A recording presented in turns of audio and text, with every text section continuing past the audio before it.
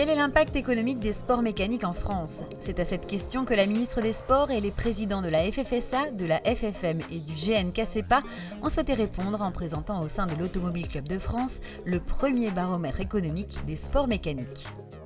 Cette étude part de la volonté générale du ministère des Sports et de toutes les organisations sportives, les grands événements sportifs qui ont lieu sur le territoire français, de mesurer l'impact que ces événements ou qu'une filière sportive et que le sport en général a dans notre société.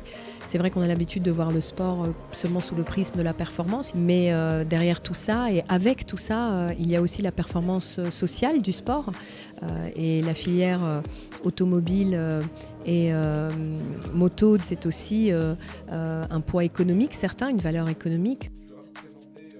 Et les résultats parlent d'eux-mêmes. Avec un chiffre d'affaires de 2,3 milliards d'euros, la filière sport mécanique se situe entre le football et le golf. Elle représente 13 500 emplois dans l'Hexagone et affiche une valeur ajoutée de 550 millions d'euros. Mais ce n'est pas tout. Les sports mécaniques en France, ce sont aussi 160 000 licenciés évoluant dans 47 disciplines différentes et pas moins de 2300 épreuves organisées chaque année. Acteur économique et sportif incontestable, la filière sport mécanique est donc armée pour affronter les défis de demain. Aujourd'hui, la filière des sports mécaniques a un ancrage économique très fort.